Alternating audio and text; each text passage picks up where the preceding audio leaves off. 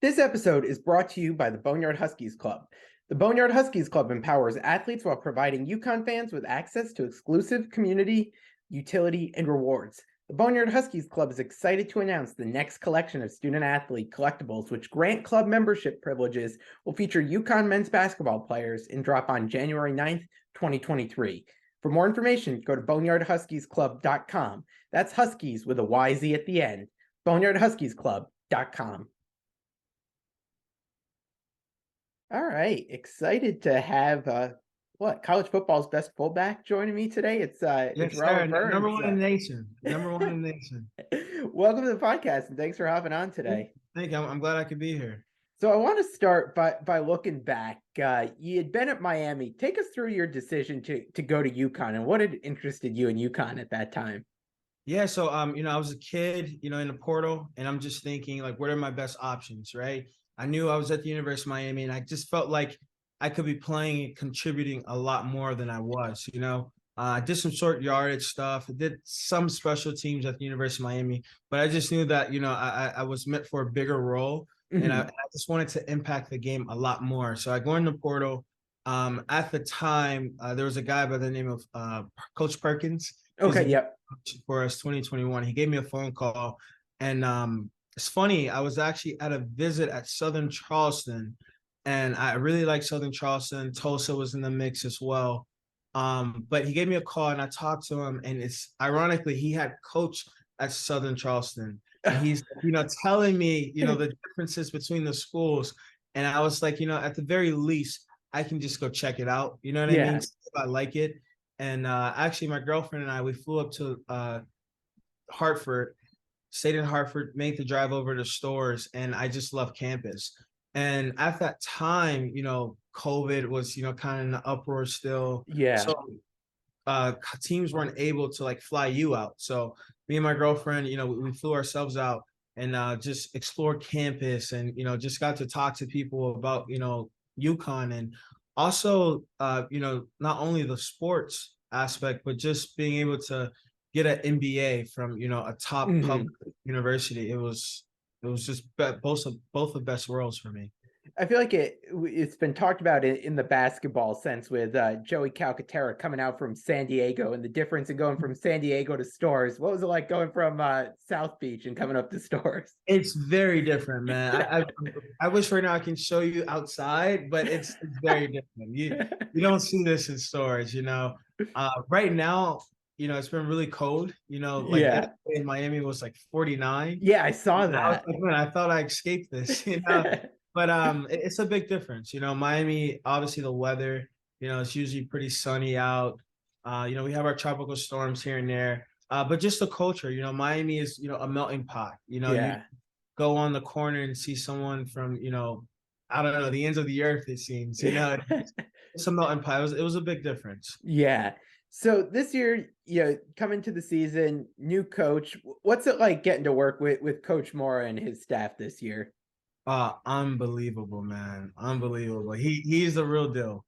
He every bit of what you hear about, what you read about, there's no one like Coach Mora, man. I have so much love and, just respect for him and what he's done for our program, man. He's really turned the culture around. Like the Husky Revolution is a real thing. It's a real. Oh, I'm watching your shirt. I got the Mora one. I got it. Okay. I might have to put in the order myself. Yeah. So going through this season, definitely, a lot of ups and downs for this team as, year one of starting to turn things around. What was it like being part of the team this year? Because I feel like it had to be, from a fan's perspective, at least, it was really fun and special to watch you guys this year. So what was it like to be a part of that as a player? Just like any season, we had our highs and lows. It was definitely frustrating. I will want to say it was, we call it the gauntlet. Yeah. Are you familiar with it? Yeah. So we played those three teams, and I want to say it was right after the last one that you could really just see, okay, hey, we have something here. You know what I mean? I feel like a lot of people go through that experience and guys start to quit, guys start to moan, complain. But you really saw the look in guys' eyes, no, like this just means we got to spend more time in the building. This just means we got to, take better care of our bodies. We got to watch more film. And, we didn't have that a year ago. You know what I mean? Yeah. And I could really sense then that, this team is different, because you talk about it, we're going to be different, the revolution. But I want to say after that last, gauntlet series, I really felt like, okay, this we're for real. We're going to win games at any cost.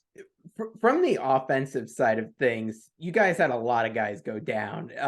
And everyone's roles had to change. What was it like being part of it? Because especially with the running backs there, I mean, you got some young guys getting thrust into some pretty big roles there. So what was it like being a part and seeing those guys grow? Yeah, it was amazing. Each one of those guys in the room, from Devontae Houston, Nate who left, Vic and Brew, and even Cam, each and every one of them just brings a different aspect to the game, a different element. All those guys bring something, to the game that you're like, man, we got to find a way to put the ball in their hands Yeah. on the field. It was really special, to watch a Vic, Rosa grow up like right before my eyes, where Yeah. at camp, he's asking, a million and one questions to, you know, like being the guy, you know what I mean? Just being a dependable back. It was a special feeling. Really, really Yeah. special feeling. Yeah. How hard do you think it is as a true freshman? I mean, you look at him and then you look at your quarterback there in Zion and what he had to do stepping in, both Yeah. those guys into big roles as true freshmen. You've been an experienced guy in college football. You played for a while. What do you think it was like seeing them have to go through that as true freshmen and really be in the Yeah, spotlight? again, it was highs and lows, you know what I mean? Yeah. Just any career. But those guys responded, and that's the one word that, I was used to describe those two. They just responded, week after week, just the mental resilience that those two have is unbelievable, at such, a young age, or you know what I Yeah. mean? Being a freshman, they just mental toughness, those guys are the truth. They're the truth. I've got to ask because I know you went off in the Liberty game. What was it like? Because just being around here is probably the biggest win this program has had in a while. You go beat a ranked team, Yeah. gets you bowl eligible. So what was that like? Man, I couldn't hear out of my right ear for like a day because after people are storming the field, coaches are screaming in your ear, and like I think they were saying "I love you" or I don't know what they were saying, but all I heard was yeah, I couldn't hear. It was just an unbelievable feeling, man. We needed it, you know what I mean? I think the program, the school, the state, Yeah. they really deserved it, man. It was just an unbelievable feeling. So take me through the fullback movement here because I feel like you really kicked it off this year again, and bringing back fullbacks, getting those tough yards, going out there and throwing some blocks. Take me through Yeah, what it's man. been like. Man, it's been fun. My first exposure to really the position was my freshman year of college. I was always kind of in a system in high school where we didn't particularly use a fullback. That was Mhm. right around the time that people kind of thought, like fullback is, all right, they're dead, that they Yeah. don't exist anymore. But coming in with Coach Charlton and, Coach EJ, who's no longer at Yeah. man, the value and the respect that they carry for the fullback position, it was hard not to value it the same. And at first, it was a new position for me, never played it. Of course, had to, go through my highs and lows, Yeah. Um, you know, first week, I think we all saw like, there's some potential there. Starting off in the spring. And then by the end of spring, it was like, okay, yeah, like I can do this. By the end of spring, I was like, I think we're gonna use the fullback a lot, and we Yeah. did, we really did. But fullbacks, we're here to stay. We are I, here to stay. You I look at like it. guys in the league like Alec Ingo, Pat Ricard, Yeah. some of those guys, the offenses are using them, as high as 45, 50% of the time, in some games. So it's a really high value position right now. I know the clip of you that's really been circulating is the one where you really throw that block there. What's the key to getting a good block down? It just depends, understanding the scheme of the play. That was a perimeter run. So when I'm, going for that block, one of the things that I'm kind of focusing on is attacking his outside shoulder with inside leverage. It kind of sounds a Yeah. little confused, but basically I want to be able to not completely stop myself, but be able to gather at the point of contact where it's hard for him to redirect. And as long as you kind of have that in mind, it's kind of, I wouldn't say easy, but it's definitely doable. And Hmm. just having guys behind you that understand that and that are elite runners with the ball in their hands, like At, Vic, Devontae. Those guys understand how to set up the block as well. Because Hmm. I'm blocking, sure, but there's also an element that's needed by the back or whoever has the ball in their hands to set up that block for me. Hmm. No, cool to get a little inside football there and give everyone Yeah, some insight as to yeah. the life of a fullback. What's the reaction been as you've been getting those clips out there, and it seems like everyone's loving the fullback movement. Yeah, man. I gotta say, it's been funny to see, just other fullbacks, man. They're like, "Hey, man, like, yeah, like you go, like, you know what I mean?" It's funny. Yeah, There's not many of us, you know what I mean? And yeah. we're kind of like the band of brothers, we all kind of support each other. All right, I got a couple of lightning round questions here for you. Lightning round, 20 Yeah, seconds, 30 seconds, what? yeah. We'll do them quick. We'll just like rattle them off. All right. Okay. All right. Favorite story from Coach Mora this year. Favorite story from Coach Mora. It's got to be the speech that circulated. The hard things are hard. Yeah. The first time I heard it, his voice is kind of like screechy. It's the springtime. We're building the rapport, not just with him, but with the team. Yeah. Man, I gotta say, it was something that's been echoed sometimes as a joke, but it holds so much weight. Like there's so much power in that hard things are hard. It's Yeah. something that's one of the things I'm going to remember from Coach Mora the most. Yeah. No, I know that definitely made the rounds, and Yeah. everyone really seemed to grasp onto that one. Yeah. Funniest teammate. Devontae Houston, by All far, by far, by far. I wish the fan base and the outside community could really just be a fly on the wall and be around him. right. Man, he's such a joy to be around. He's by far the funniest guy on the team. All right, I Not like it. close. I like it. Where's your favorite place to go on the road this year? Because you guys got to go to some cool places.